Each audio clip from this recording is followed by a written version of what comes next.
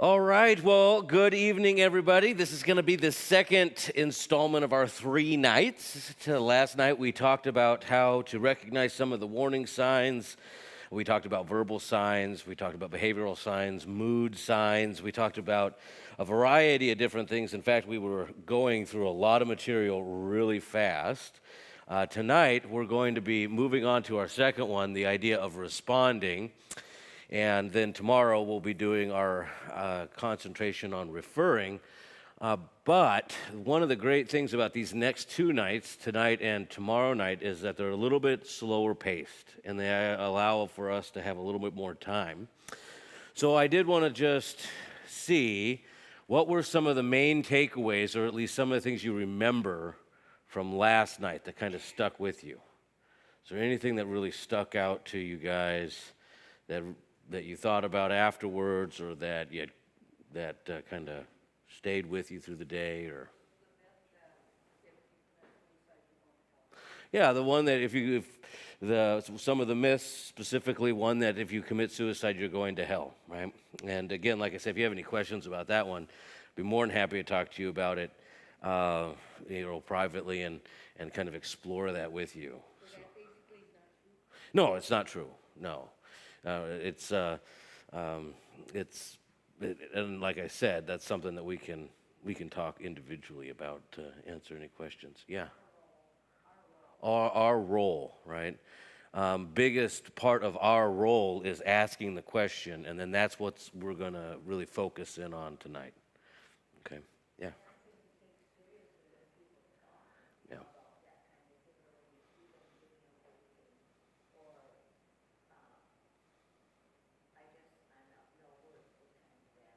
Mm-hmm.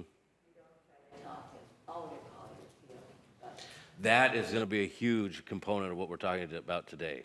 Taking their words seriously and not talking them out of their feelings. And we'll get back to that towards the end.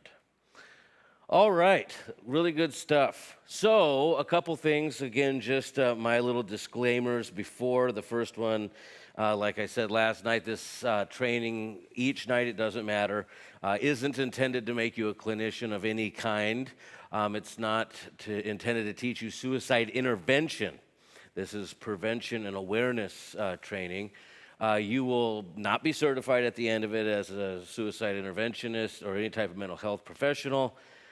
This training isn't intended to prepare you to be a mental health professional or supplement any education in that field. If you are interested in doing that kind of intervention work, you can come and talk to me after tonight or maybe after tomorrow, and I can get you plugged into the right circles. I can get you the training and get you the certifications that you need. It's a great thing. So basically what you are here for is being a neighbor, a family member, a coworker, a loved one, a community member that looks at their people around them lovingly and seeing how they can assist them as they struggle and address the issues of suicide that we have in our community and that individuals might be experiencing or struggling with, and then being able to get them to the appropriate help, get them to the interventionist that might be able to assist them. The second disclaimer, as always, or at least like last night, be self-aware. If you've attempted suicide, this presentation might not be for you. That might be a conversation for you and your mental health provider or your physician to see if you are prepared for something like that. If you are experiencing suicidal ideation or any thoughts, the presentation might not be for you as well. If you've lost someone close to you within the last 3 to 6 months, it might be too soon for this topic for you, and it might evoke a lot of emotional triggers. So this presentation might not be for you as well. The biggest thing is, regardless of where you are, if you're in any of these other 3 categories, or if you're not in any of those 3 categories, is to check in with yourself regularly to see how you're doing, because a lot of this stuff can evoke a lot of emotion. So as you're doing it and as we're going through it, just continue to check in with yourself, be honest with yourself, and be honest with how you're feeling. If you need to take a break, take a break. There's nothing wrong with that. And then be able to participate in the grounding exercise that we do at the end of each night. So there we go. Those are our 2 disclaimers as we move on. So tonight we are looking, or we're learning, how to respond. We increase prevention by looking at how we are trying to respond, and how we respond in our communities when we hear the conversations that are happening, when we see the different events taking place, the different crises, or maybe even that we see on our own streets. How what we see in the lives around us, how we can engage in these conversations and continue to make more awareness about what's going on. Because like what was shared last night and like what I've been talking about, this is not something that only hits certain socioeconomic strata. There's not a skin color to suicide. There's not a gender and ethnicity. There's none of those things. This impacts all of us. And like I was saying last night, Itasca County is one of the biggest and highest rated suicidal counties in the state of Minnesota. So this is something that we need to take seriously and keep our attention on. So I know that when we start at how we want to respond, right? We want to look at what we need to say, how we need to say it. We want to look at maybe scenarios. There's all sorts of different things that run through a person's mind when they hear the words, how do you respond when someone might be suicidal? And you start immediately trying to think about what would the right words be? What kind of combination of ideas can I start helping this person with? What direction can I point them in? The very first thing that we do as individuals in this situation as we're looking at awareness and prevention is to be aware of ourselves. If we're going to be aware of suicide, and if we're going to be trying to be aware of an individual that might be contemplating these issues in their own life, we need to start with our own self and say, okay, where am I? Where am I? Not necessarily, are you suicidal? I'm talking about where are you with the topic of suicide? How comfortable are you? Where are you mentally, emotionally, theologically when it comes to suicide? Or philosophical, like what is your philosophical approach to it? Go back to the things we talked about last night, primarily the myths. Where's your heart when you are thinking about suicide? What are some things that might need to be addressed to making yourself comfortable with the topic, more confident with the topic? And a little bit more compassionate and empathetic towards individuals that are struggling with this issue, and freeing yourself from some of those myths that I was talking about last night of thinking that people that commit suicide or attempt suicide are selfish, or that they're crazy, or that they're impulsive. All those things that we talked about were not true. So the very first thing we got to do is just look at ourselves. Do we have the emotional and the sympathetic capacity to be able to talk to somebody? When we are looking at somebody who's dealing with these types of things, do we see them as a hurt and broken and desperate individual? Are we prepared to be able to look at life from their perspective? And that's what really, when we get to the point of, or before we start talking about the other person that we're going to be addressing and moving to in compassion, we need to start looking at ourselves and say, okay, is there any work that needs to be done here? Because we all know that, regardless of what our life experiences are, we know that if we don't start with ourselves and our own health, we know that we can't help people that are hurting. Because if we're hurting or broken, or if we're insufficient, we're just going to add to the pain oftentimes. So there's something to keep in mind. Again, like last night, I did want to just interrupt myself, but again, like last night, if you have a question that comes up during our discussion and during the presentation, make sure you write it down, because at the end, I will do some questions and answers, and we'll shut off the live stream and the recording for that, so that you guys can have that sense of confidence in being able to share and ask some honest questions. So you can make sure you write those down so you don't forget them. Okay, so only when we start looking at ourselves, only then are we going to be able to be prepared to move to the people that we see. Now, this isn't just about being able to start with ourselves to see if we can to be able to speak to somebody who's suicidal. We need to start thinking about who we are so that we can start to see people to be able to see individuals that are walking down the street and see them in the pain that they're in. A lot of times, we become so consumed with our own schedules and our own tasks and our own ideas and our own calendars that we walk right by individuals, and people become identityless. They become lost kind of in the foreground and the background of our life. And this is another thing that we need to do, is stop and reflect when we're thinking about ourselves. Are we taking seriously the people around us and seeing them as human beings? So all of this helps us as we begin to look at, are we ready, or what do we need to do for ourselves, and inward searching of ourselves, inward examination, so that we can be healthy enough, aware enough, and prepared to respond. So let's keep going. So I already talked about that. Where are you on suicide, right? Going back to the myths.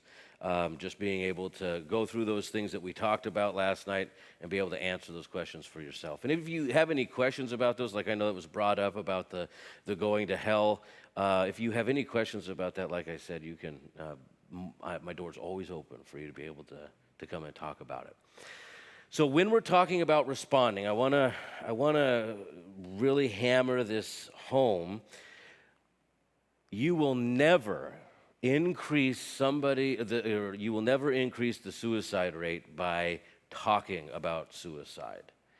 It's kind of an interesting phenomenon that people have convinced themselves, or even large groups or communities have convinced themselves, is that if this taboo word goes unspoken, then maybe it'll just go away, or maybe it won't rear its ugly head in our circles, or maybe it won't make itself known. But not labeling something, not calling something what it is, doesn't make it go away. It actually makes it worse. It festers, and all of a sudden it becomes an undealt with issue. The reality is, and the science backs it up, that no matter how much we use the word suicide, no matter how much we talk about it, how much we throw it around, and how much we engage in it as a community or as a family, we will not increase the suicide rate. Okay. The other thing is if you will not make someone suicidal by asking them if they are suicidal. So you're not going to plant that in their mind. So don't think that when we're starting to look at how to respond, because you're going to hear me say that the biggest thing is asking the question. It's the biggest, and it's the hardest, and it's the most intimidating thing, but that is our response, is asking the question. By asking the question, you will not make them suicidal. You're not going to have some sort of magic spell that you cast over them with that word, or conjure that emotion up in their heart and mind.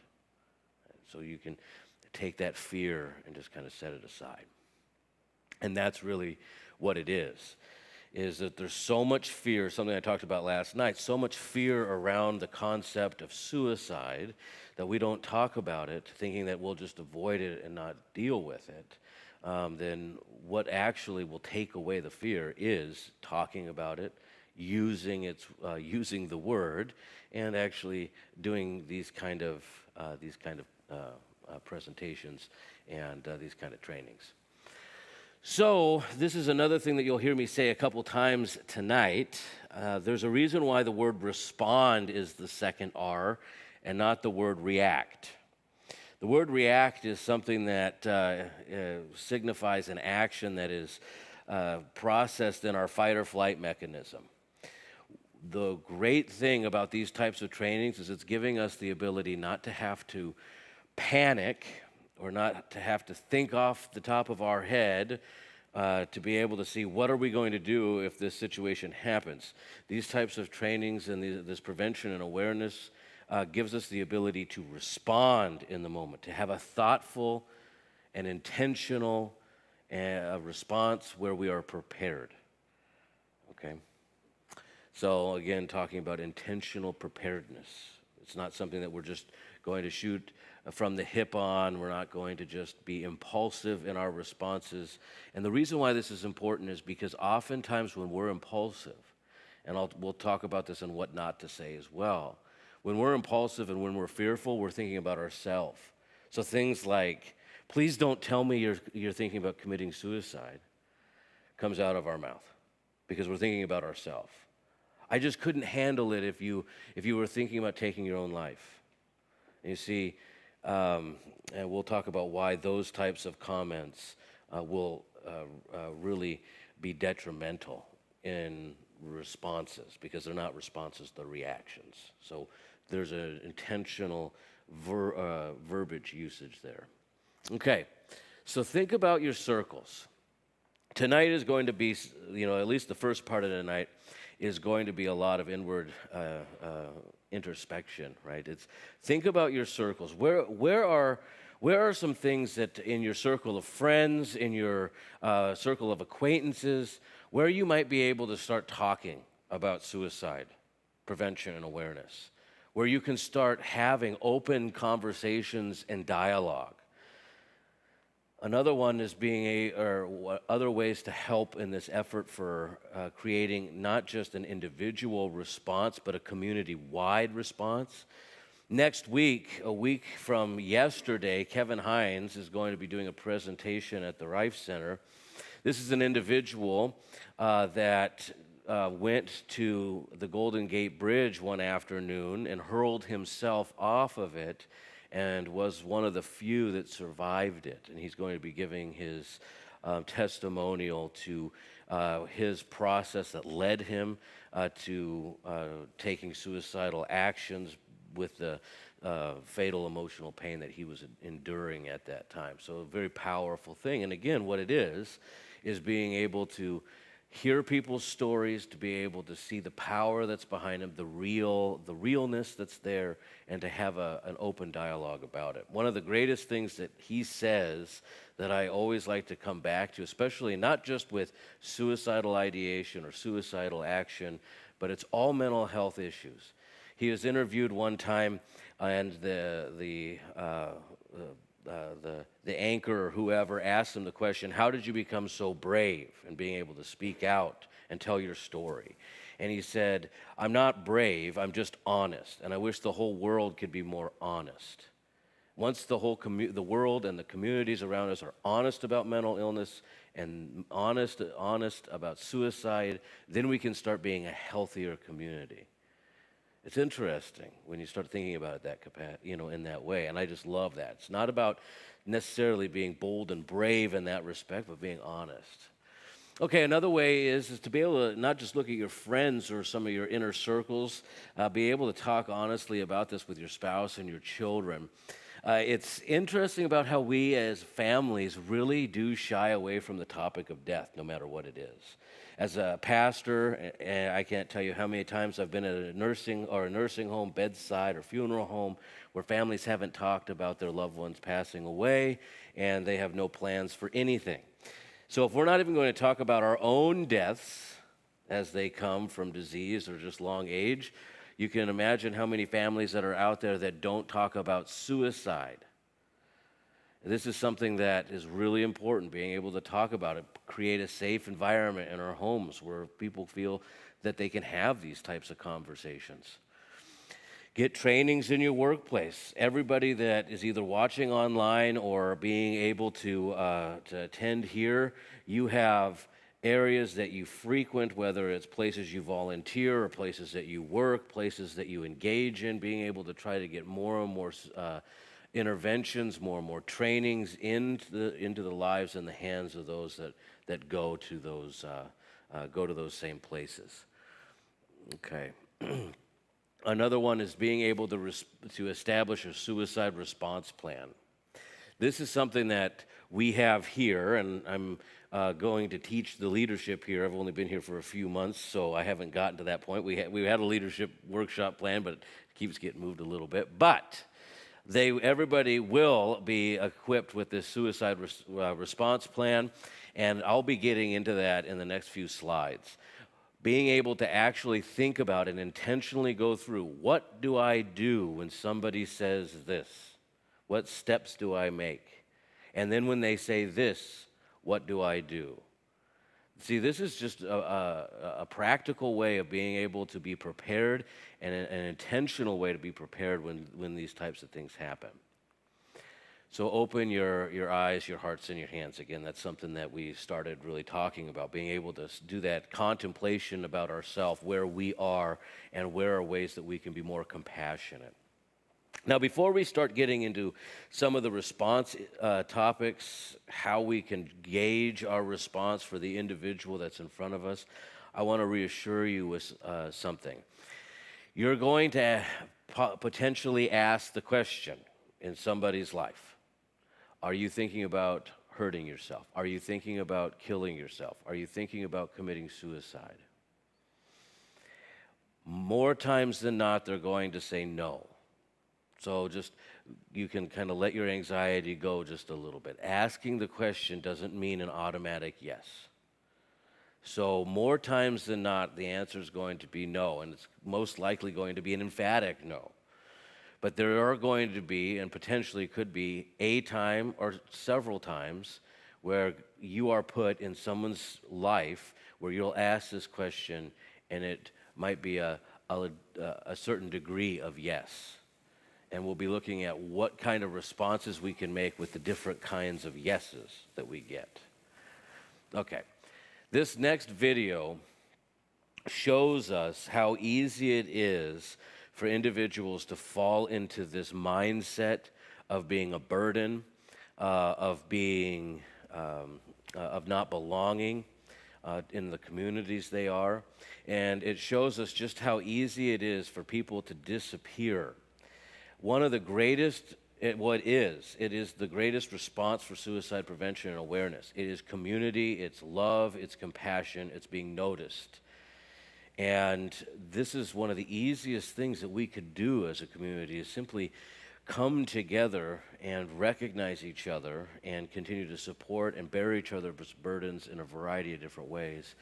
But you can see in this video how even young children experience feeling like they're an island, that nobody notices them, and how easy it is for individuals to kind of just slip through the cracks.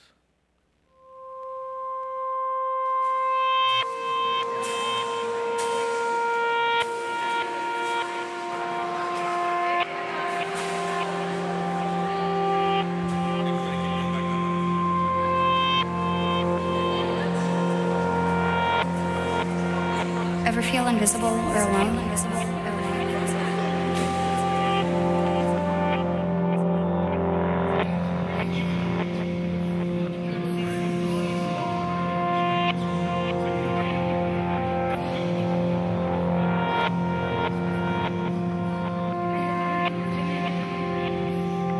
Like no one sees you?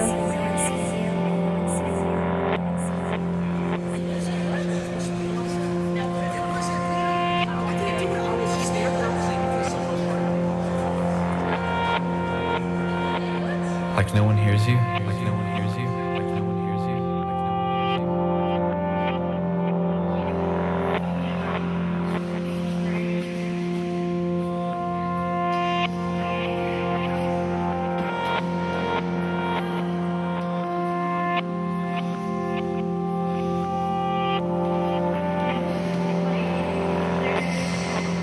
Like no one cares? Like no one cares? Like no one cares?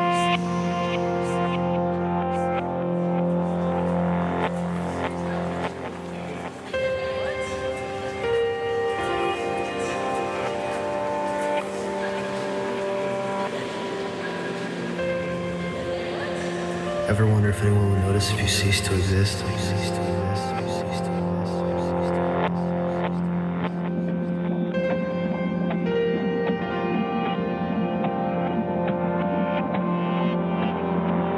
Your eyes have seen my unformed substance, and in your book were written all the days ordained to me, when as yet there was not one of them. How precious to me your thoughts, O God.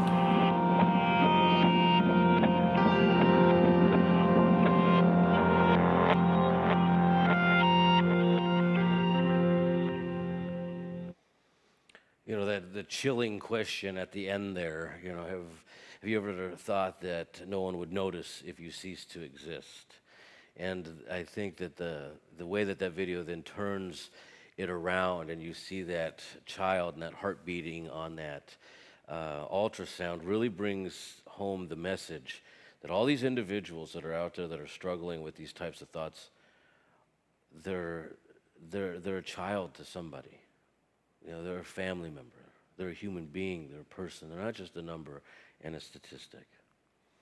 Okay, so I said before, one of the things that might be helpful is to be able to create in your own mind, at your own home, between you and your spouse, in your family, maybe some suicide protocols, things to be able to talk about. What happens when somebody comes to us or comes to you and starts making comments? You remember those things that I talked about last night about those verbal signs? That's what these suicide prevention protocols, what they're used for.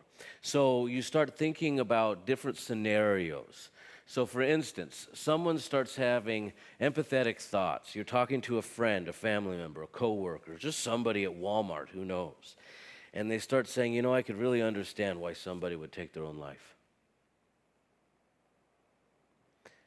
Remember I talked about how different things that people say are like little windows and nuggets or doorways that we can pick up on. There's little comments that individuals make in their life and in their communities that are little signal flares out for us that we need to be having our ears open to be able to pick up on. You know, in that video, when I was watching it back there, I was thinking, you know, no one in that video is doing anything wrong. They're just going about their life. They're going from class to class. They're just doing their stuff in their classroom. No one's doing anything wrong. The problem is that no one's doing the right thing. They're not noticing. And that's one of the things. So, I mean, for this first one, what do you do? What do you do when somebody says, you know, I could really understand why someone would take their own life? Why someone would just end it all when they're frustrated or when they're dealing with so many issues. So what happens is that these next few slides, or not the next few slides, the next few bullet points, they actually help us and they build and they flow on to one another, okay? If you didn't, when you came in, there should have been a pile of forms for you that at the top it says Suicide Response Protocol, okay? If you did grab it, it might be a good time to get it out. But this is the form that I use and have been using for some time now because it gives us a little bit of insight in what we should be doing, what we should be paying attention, just some things to take into consideration. So you have an individual, like I said, with empathetic thoughts. They say, I could understand why someone in this situation would commit suicide. Your next move would be to dig just a little bit deeper, okay? So you go down. Okay, well, have you ever thought about taking your own life? So at this point, what did I just do? I just asked the question.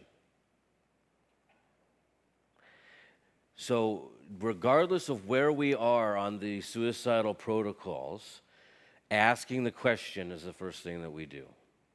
Asking the question. Now, we'll get into why that's so scary in a little bit, but understand, asking the question gets us to move on or gets us to stop. Anything but a hard no. This is what I talked about last night. Light University, the Hope-focused 3R training that they do, a lot of this material comes from there, and the presenter, she is so fantastic when she continues to say, and I think that it's real important for us to take to heart, and was mentioned right before we got started, anything but a hard no needs to be taken seriously. If you ask, have you thought about hurting yourself? Have you thought about taking your own life? If it's anything but a hard no, understand that you need to be zeroing in on it, and you need to be paying attention. And you need to continue to be circling the drain on them and on what they're thinking and where they are at. Have you thought about hurting yourself? Well, I haven't really thought about it. Well, what do you mean you haven't thought about it? You know, being able to just continue to dig a little bit deeper. What you're looking for is the hard no. No, absolutely not. Okay? So let's say somebody is saying, I could really understand why someone would take their own life. Have you ever thought about hurting yourself? Well, yeah, I have, actually. I've thought about hurting myself. This is that ideation. Yeah, I've thought about it from time to time. So if you go down on our protocol, on the next one it says ideation. They say, I really hate this. Yes, I have thought about it because I really hate this situation and I wish I wasn't here anymore, or I wish I ceased to exist, or I have thought. I've thought it would be better to just be dead or to be gone, to not be here. Okay? And then what you do, instead of asking the question, you kind of change it a little bit, okay? Well, what would it be like? Why would you think about committing suicide? Why would you be doing that? What's going on in your life? What's going on in your life? What would be better? What would be worse? What is this going on? So you have that contemplation, right? Have you ever thought about it? Then if they have, then you move on. So that's the contemplation, and then you move on to the preparedness. Right? The idea is so, hey, do you have a plan? Do you have a plan on how you would do it? Now, the reason why I'm doing all this is that you see that on the protocols, it tells you that if their answer is yes, go to this one. If it is no, do this one. As soon as you get to this stage, when somebody says, yes, I have a plan, if they have a plan and they have access to that plan, you do not leave the room, you call 911. And you don't let them leave, okay? That's the most important thing, and you get somebody else involved. Before we get to that, if we're in contemplation, ideation, empathetic thoughts, if you get to empathetic thoughts, you make a mental note of it. You touch base with them. You talk to them about their issue, because the reality is if someone says, no, I have not thought about taking my life with empathetic thoughts, they are still hurting. They're still depressed. They still are struggling with anxiety. They're still dealing with hardships in their life. Just because they're not suicidal says, oh, well, good thing you said no, and then just leave them, right?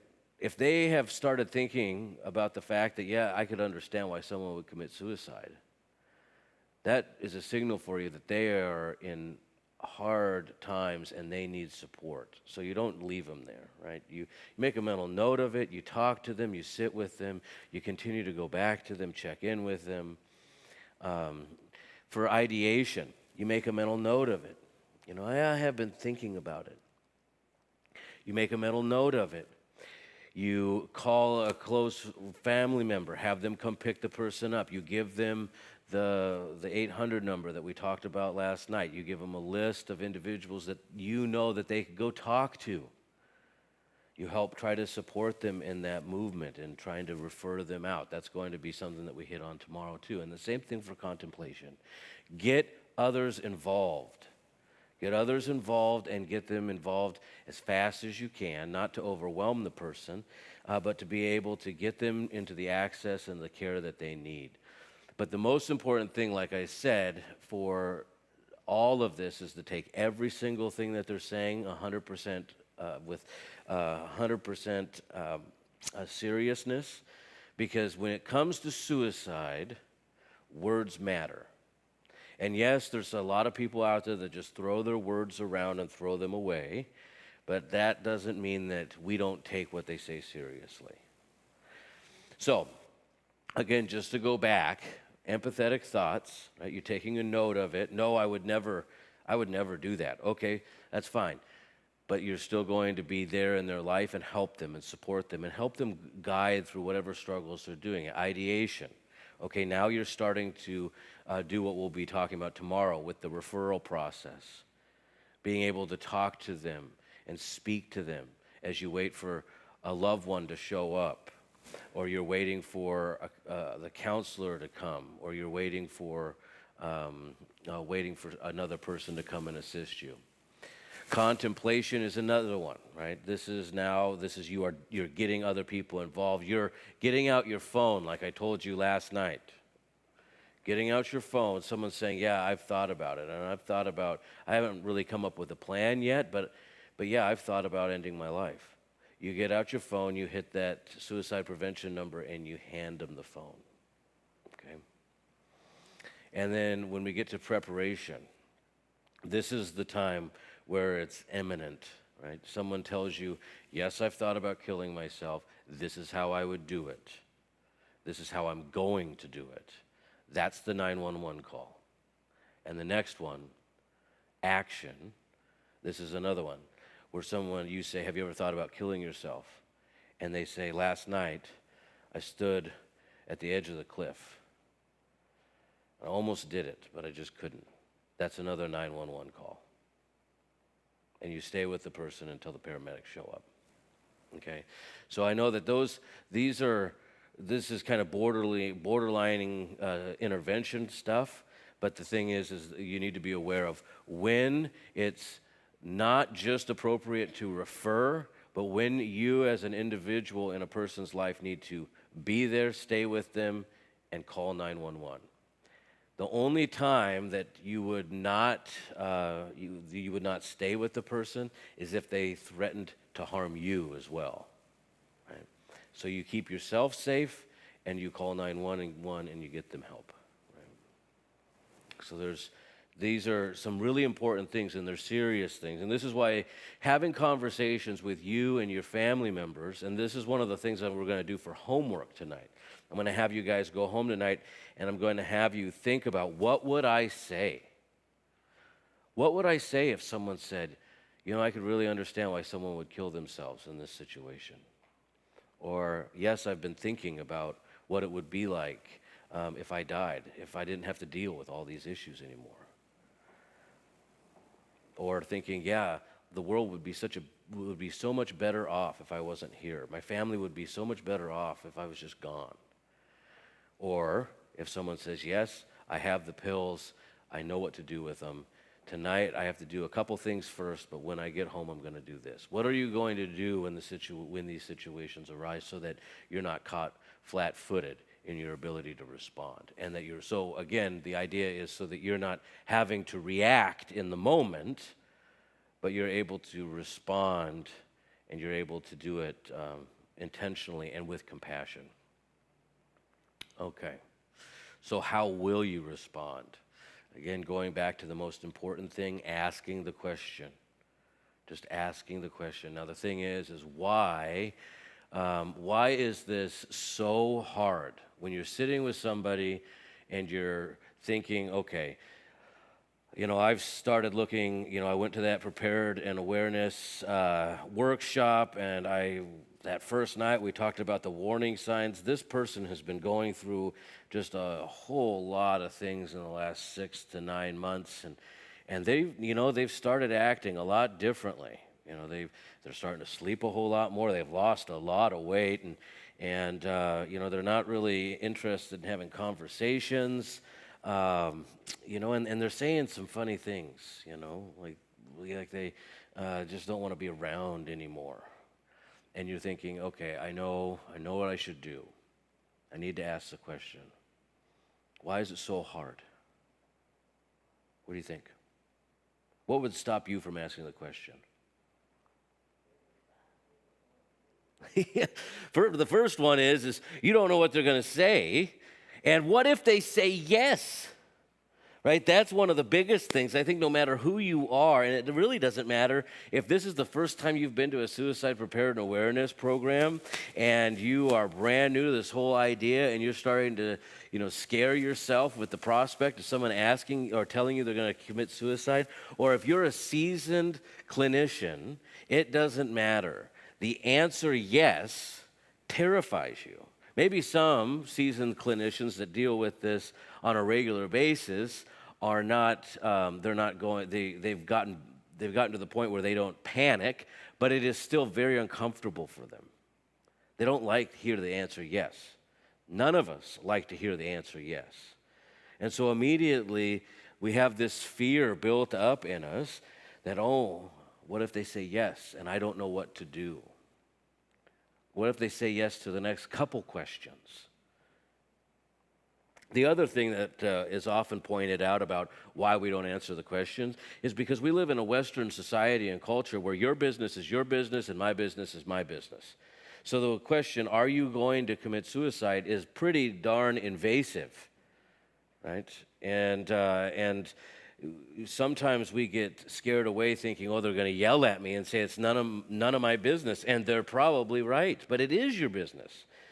Because you got to understand that if they kill themselves, it's not going to impact just them. It's going to impact you too, and your whole neighborhood and community. And Kevin Hines has another presentation he calls the ripple effect, and he describes what that looks like.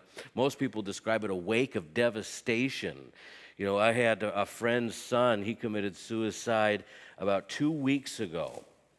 There were people that flew in from all over the country to go to his son's funeral because that particular tragic death, even though individuals hardly knew him, it touched lives all over the place. It is the kind of devastation and pain that this particular act brings into community is very, very hurtful. And so it is your business. It is your business, and it's your business to show them compassion and care. You're not doing it so that you can get dirt on them or be able to judge them. You're doing it so that you can actually have an accurate picture of what they're dealing with and be able to care for them. And so, so oftentimes we might think that it might be intrusive. We might think they're going to get mad at us. And again, I've heard a lot of presenters say this, and there can't be any more truth behind it. I don't care if they get mad, because I would rather have them be mad at me for the next 2 weeks that I would think that they were suicidal than for them to be dead. I mean, what's worse? Them mad at you as an individual friend or family member for a period of time, or them be dead? I would prefer them to be mad at me, right? And that's really the balance that we're in. So a lot of times it's hard for us to ask the question because we think they're going to get mad. We're worried about the reaction. We're thinking that it's intrusive and goes against our cultural norms. And then there's that fear that says, man, what if they say yes? And so a lot of what we'll be talking about today is how to kind of get past that and be a little bit more prepared for it. So the next little bit of our slides are going to be talking about how to ask the question, and then we're going to be talking about how not to ask the question. Because as much as there are ways to think about how to ask the question, there are similar ways to be able to process on how we do not ask the question. And I'm sure you could probably in your mind hear people asking the question the way that we'll be talking about on how not to, and we'll be talking about why that is. Okay, so the very first thing, right? Don't panic. Don't panic. And, you know, it's like to tell someone not to panic is like to tell them to get better, right? But the thing is being able to start this process of preparedness and awareness, being able to have these conversations tonight, to be able to see that this is a possible thing. When we panic, we all of a sudden, like I said before, go into our fight or flight mechanism, and our frontal lobe completely gets shut down, and we're not thinking anymore. So we need to be able to not panic so we can stay in the right frame of mind and actually engage with this person and talk with them instead of being defensive. So the very first thing that we look at when we look at our responses, again, like I said, is ourself, to be able to say that we need to be able to care enough, and we need to be able to care enough in the moment to be there. One of the big things, and I think we all know it, is that the commodity that we have the least amount of right now is time. The world and our schedules and everything continues to drag us in so many different directions. The one thing that we need to do to prevent suicide and to be more aware of it is to spend time with individuals and community, to show compassion, love, and generosity to one another. And that demands time. That's not something that you could just do in a moment. We're going to talk more about that tomorrow, where there's a pretty powerful video about an individual that says, you know, people, they ask me how I'm doing, but they don't care enough to actually wait for the answer. This is a huge thing, is to actually be present with the person. And then the other thing and this goes to our video today, let them know you see them. Validate their emotion. And, events just kind of, come and go, and struggles come and go, but feelings, they are, and they're that person's perceived reality. Let them know that you see them in their pain. And we'll talk about ways that you can even accent that and tap into it. But being able to say, hey, are you doing okay? There's a story that's told about an individual, a young man that was going to commit suicide. He walked out onto a bridge, and he was standing there, really busy time of the day, traffic going back and forth, and an individual stopped him. And he said, hey, are you doing okay? He wasn't doing okay, and they were able to have the conversation, and that individual, that stranger, was able to get him the help that he needed, to be able to get him and refer him off into the care of individuals that could do the interventions for him. A couple months later, he was trying to track down that man on the bridge that saved his life, and they finally reunited, and the news cameras were there and all sorts of different things. And all it did for that individual to change that young man's life was to stop on a bridge and say, hey, how are you doing? You don't look like you're doing too good. Looks like you're really struggling. Is there something that I could do to help? So let them know that you see them. And then talk about their value and their worth. You are so important. You're precious. We're obviously in a church, and we can, for those of us that I know that there's a lot of people on TV and on the internet and as well, but you bringing in individuals' faiths into this conversation is really important. You are a child of God. You're made in His image. Being able to bring that in, look into their particular context and their cultural context, and bring that in. You have a huge amount of worth, and not just you can't if you're not going to take that faith aspect. You look into that the value that they have and the worth they have with their parents or maybe with their children. And we'll talk about how you can develop a sense of worth for that individual. Another one is being able to understand how they feel. This is another way of being able to talk about being empathetic, right? And validating their emotion. It's okay that you feel that way right now. And being able to say, I understand. I understand why you would be feeling this way. Because you're looking at it from their perspective. Doesn't mean you have to leave them there, and that's not what I'm saying. I'm saying just being able to start and move to them and validate their emotions, because for them, that is reality. They are a burden, they don't belong, and they have come up with a solution. And so being able to speak to how they are feeling and to be able to validate it. And then to show compassion and not judgment. It's really easy to be able to say, I can't understand why anybody would get to that point. For me, whenever I hear that, I immediately go to, and that's why, or I start talking about how, that gives you a window into just how broken, how shattered they are, how hurting they are. If you can't imagine the amount of physical or psychological pain that it would take to bring you to the point of contemplating suicide, then that should highlight for you just how severe and debilitating that pain must be. It's not that these people are just, like we talked about with those myths, not that they're crazy, they're not psychotic, they're not impulsive, they're not any of these. These are human beings that have gotten to the point where they just have so much pain that they can't take it anymore, and they think they found a solution to it. So if you can't wrap your mind around how much pain that would take in your life, that should highlight just how much pain it is. So this kind of takes us from the idea of being judgmental and really places us in this place of compassion.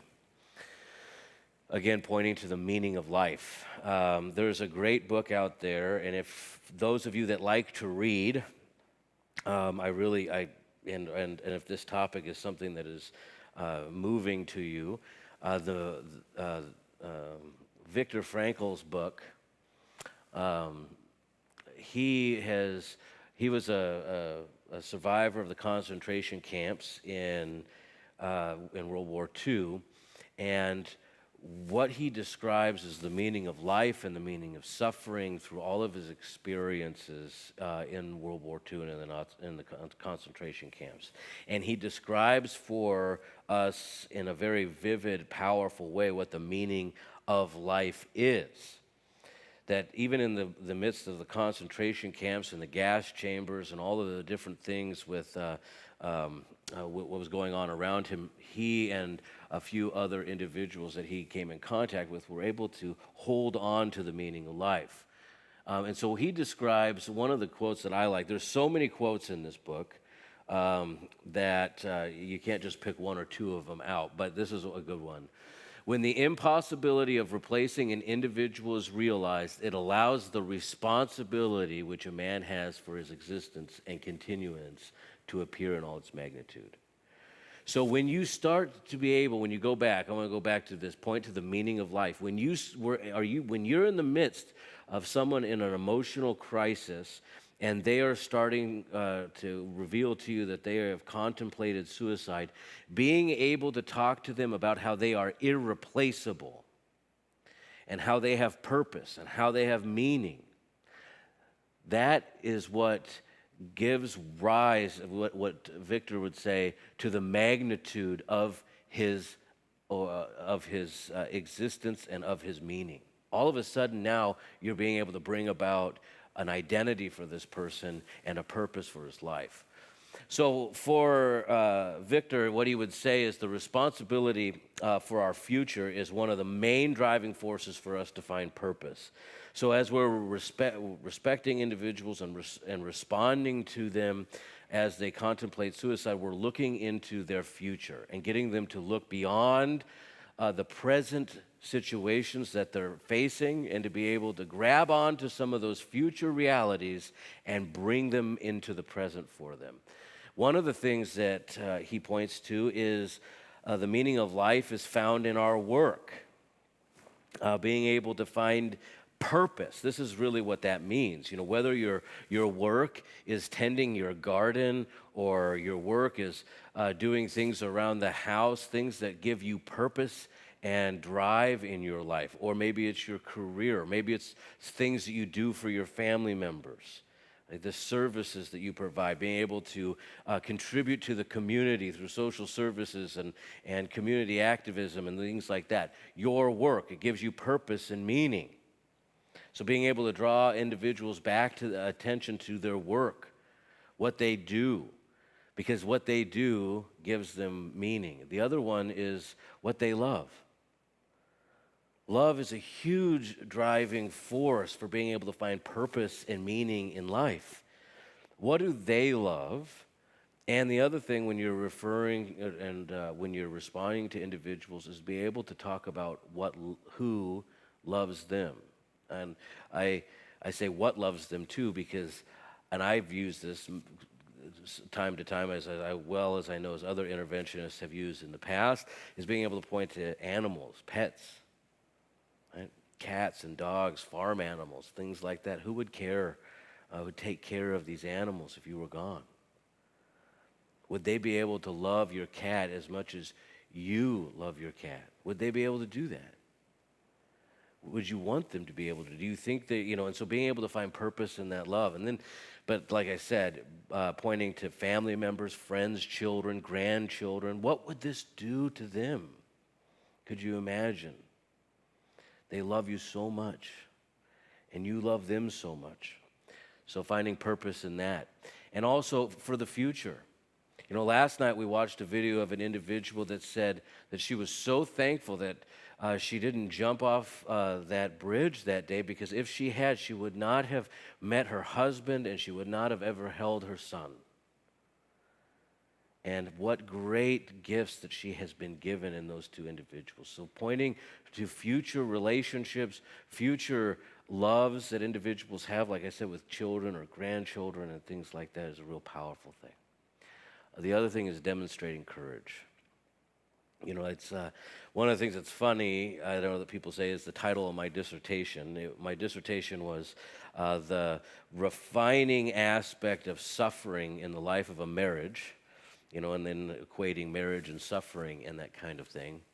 But really what it is being able to talk about how suffering has purpose in our life, because it realizes and makes us, it's one of the greatest teachers of our life. It shows us what's important. It refines us. It continues to make us stronger from time to time, and it gives us and equips us with things to be able to tackle in the future. And so when we're talking with individuals that are struggling in the midst of a tremendous mountain of suffering, all sorts of different things that they are experiencing that are going wrong in their life, or at least from their perspective, and they want to escape, being able to say, hey, has anything ever difficult happened to you in the past? Maybe you know them, so maybe you don't even have to ask the question. You could just say, hey, remember 5 years ago when your wife died and you were struggling so much and you thought, but you know what, you made it through that. Being able to harness that experience of suffering and inform the present one. Or being able to say, you know, there is purpose in this suffering because you can grow through it. You can get strength. You can have courage to face the moments and find purpose in that. You can imagine how effective and important that was for Victor in concentration camps, is finding purpose in simply existing in the suffering. So, one of the big things that I always, is we're going to talk about hope. Hope is an insulating factor in preventing suicide, being able to give hope to the hopeless. It's not just a cliche saying. It's actually an intervention and prevention strategy. When individuals are dealing with a sea of depression in their life, all they see is a dark tunnel, not even the light at the end. Individuals that are called to be prepared and aware of suicide and maybe have the opportunity to have that first conversation with somebody needs to be able to provide that idea of hope, finding hope and pointing them to the light of the tunnel. Now, I like using the light of the tunnel not because it's something that everybody's used, but it points out a reality to me always. When you look at providing someone hope, it's not a magic wand. It's not all of a sudden you're out of the tunnel. When we're looking at providing hope, it's also in the midst of that, we're teaching the people that we're with and talking to them about how the darkness is still going to exist, right? Talking to somebody and telling them, and instilling in them a sense of hope isn't going to miraculously remove all their burdens that they're dealing with. Right? Being able to address the reality of those burdens, the severity of those burdens, that the darkness does still exist, but there is a light that we can move to and work to and continue to get them out of this situation that they're in. So, what not to do? So there are a few things that oftentimes, and again, like I said, the fastest way to find ourselves in the what not to do category is to not be prepared, to not have those conversations with ourselves about what would I do. That's the fastest way to get into it, because then that means we're going to be reacting, not responding. And if we're reacting, we're going to be thinking about ourselves, and we're going to be we might respond in anger or hostility or impatience or any of those types of things. So a few other things is what you don't want to do is speak to something that you don't know, right? Don't tell them their reality. Don't tell them that they don't have any reason to be upset. Don't tell them that, don't give them any sort of shallow or passerby kind of, everything's going to be all right. One day you're going to wake up and it's just going to be fine, and then leave them there, right? Don't speak to something that you don't know. Don't neutralize or dismiss their feelings. You don't have no reason to feel that way. That might sound like a really nice thing to say because you're trying to maybe distract them or point them in a direction where, hey, you're trying to show them about all maybe the great things that they have going on in their life. So you tell them, you don't have no reason to think that way. Everything over here in this room in your life is going well. What you did, though, in an attempt to try to take them into a positive direction is just tell them, you have no reason to feel that way. The other thing is neutralizing it. One of my biggest pet peeves, and it is not isolated in the least bit to suicide.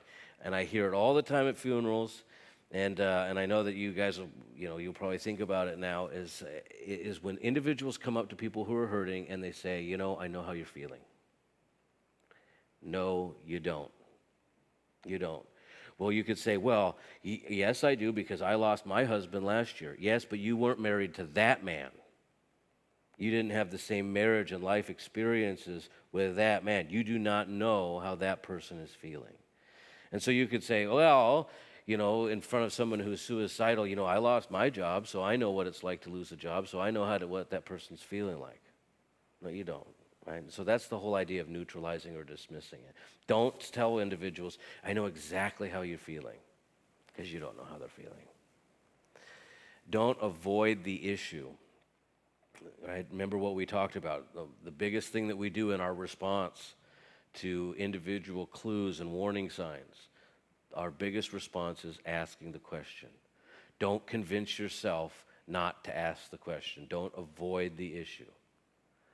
And don't try to overcome it by being super happy. This is the same way as kind of dismissing their emotions. And actually, by trying to be super happy with them in the moment, will make them feel even more depressed. Because they'll say, look at how happy everybody else is, and look how sad I am. And then they'll think, I don't want to be around all those super happy people because I don't want to bring them down, because then I'm even more of a burden. So be with them in the moment, and be with them where they are. Meet them where they're at. Okay, more what not to do. Don't preach to them or overly quote Scripture.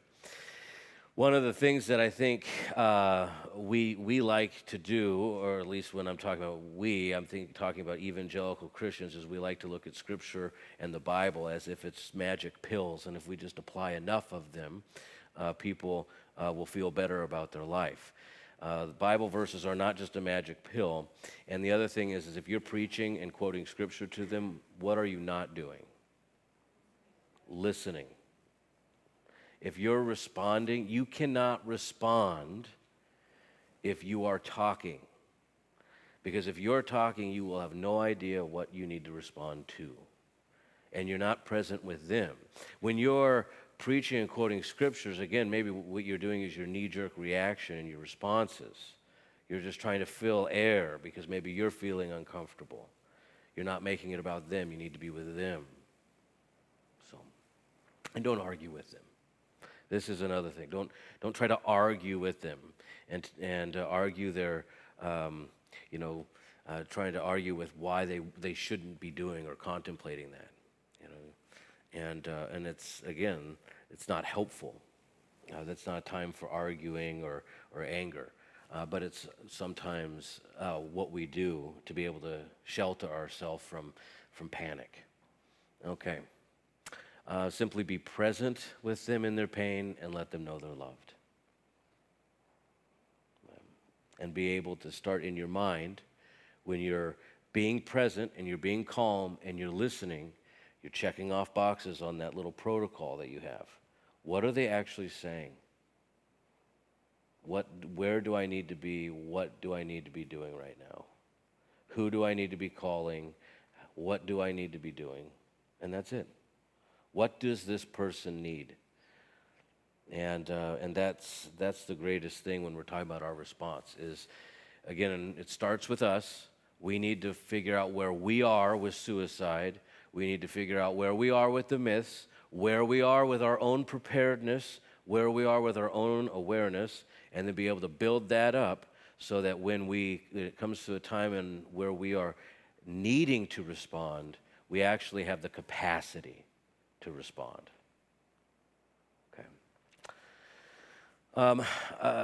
There's a few other, before we go to the provide alternatives, a few other things I want to say is that, there's a few ways not to ask. And let's just talk about them a little bit before we move on. You're not thinking about committing suicide, are you? See these leading questions? If you were feeling like a burden and that you didn't belong, if someone said, you're not thinking about committing suicide, are you? What do you not want to do to that person? You don't want to be a burden to them. So you're not going to be honest.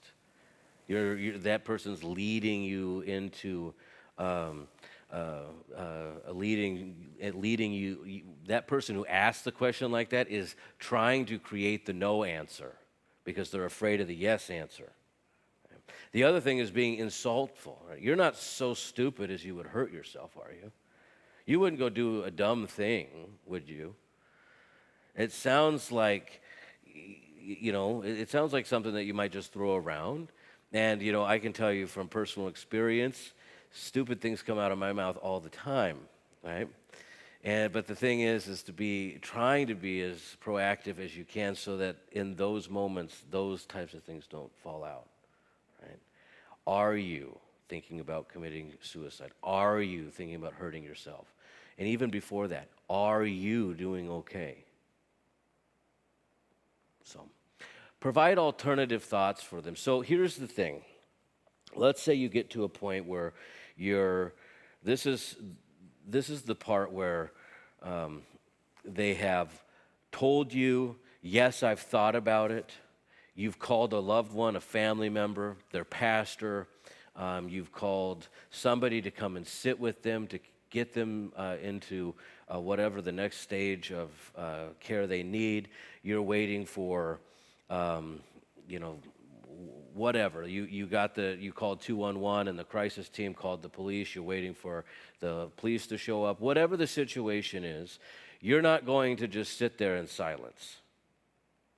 You're going to be there with that person. Even if they say that first level of that protocol, right? They're having empathetic thoughts. They're saying, I could really understand why someone would hurt themselves, because, I'm having that kind of pain. I could understand why someone in my situation would think that way.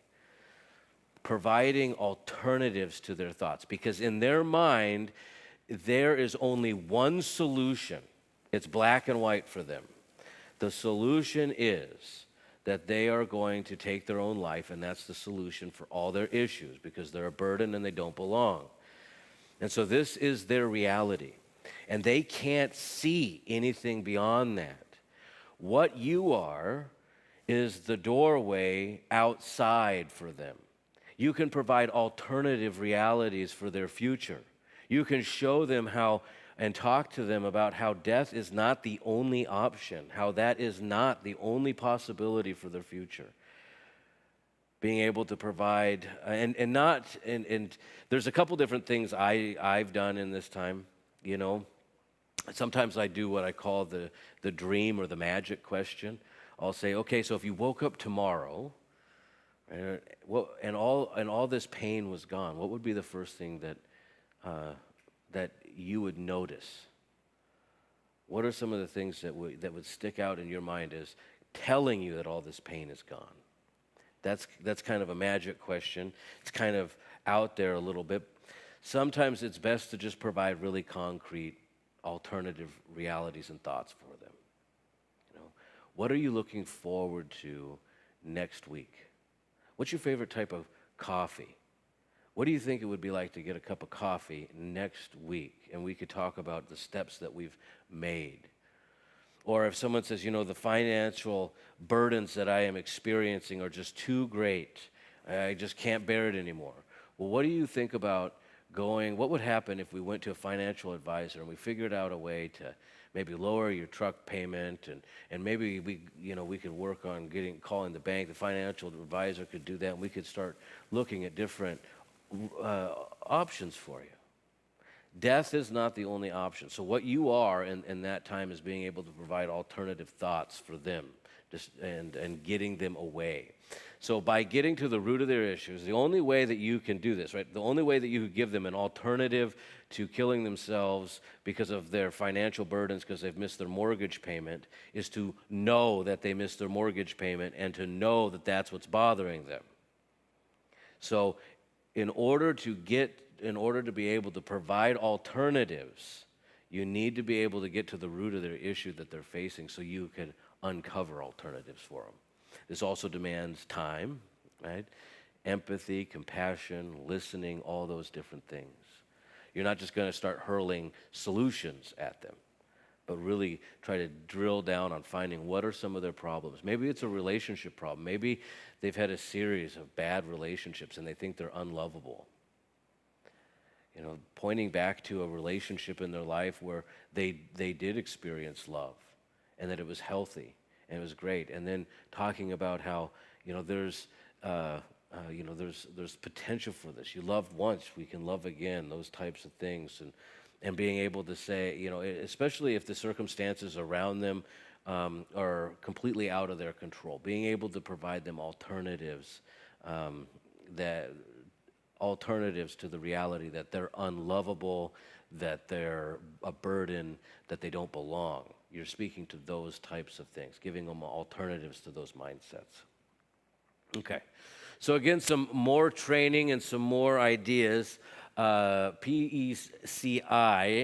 they provide a variety of different trainings, very good different trainings. The one that I've used quite a bit for this and is exceptional is that Hope Focus 3R training, Light University. Light University also has what's called the Parasuicide Interventionist training. That's the next step up. If you'd like to continue to look into ways to be an interventionist, that's a really good resource. And so is Living Works. That's another one that I've used from time to time. They have programs like Safe Talk and a variety of other things that give you the ability to be more comfortable with these types of conversations. So I talked a little bit about some of your homework for tonight.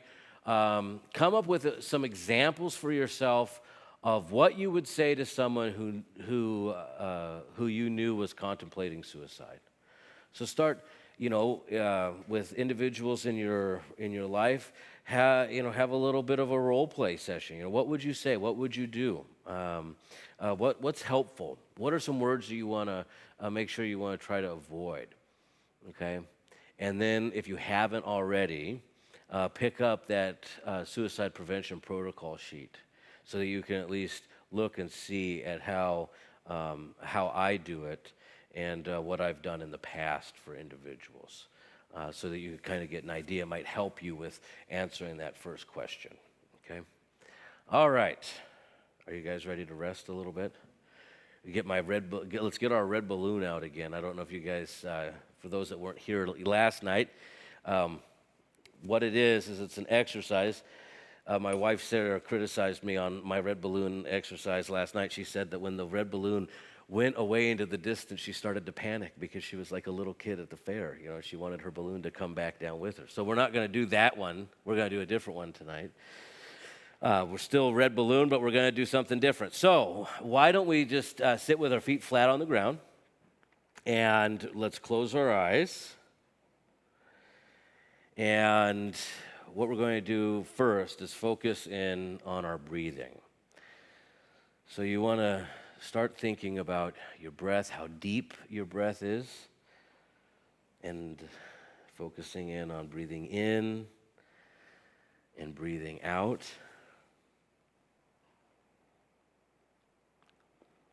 As you're breathing in, can you feel your heartbeat?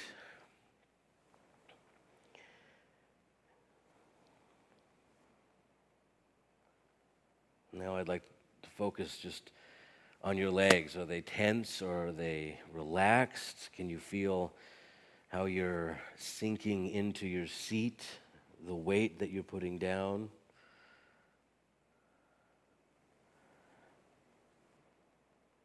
Where the back of the chair is resting on your back, how you're leaning back. And then your shoulders and your neck, are they tight? Are they loose?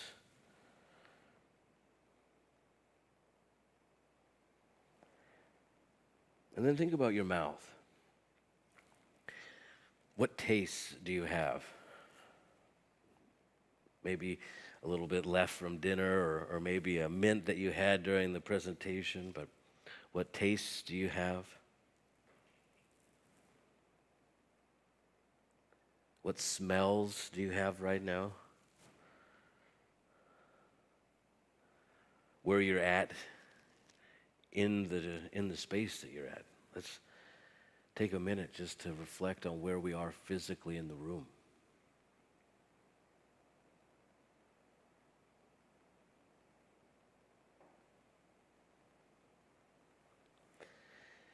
And then I'd like you to come back to yourself. And then imagine that red balloon again. It's shiny and full of air. Think about how full it is, what shade of red it is, what it would feel like to touch it. Maybe you can even smell it.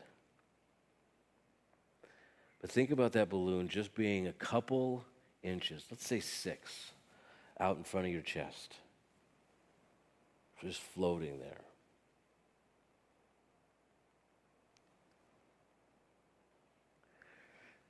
And then have that balloon just go up a couple feet, just right above your head. It's just floating there.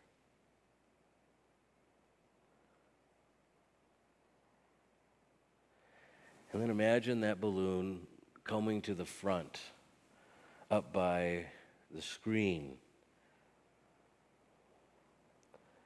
And it's bouncing there on the screen. And then it's traveling up towards the ceiling. And then actually being dragged across the ceiling back towards you. And then it's descending down back to where it was, just a couple feet above your head.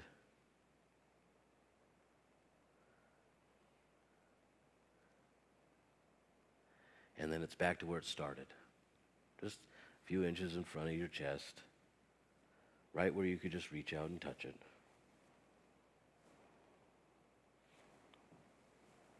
All right. And then come back to me whenever you can, if you didn't fall asleep.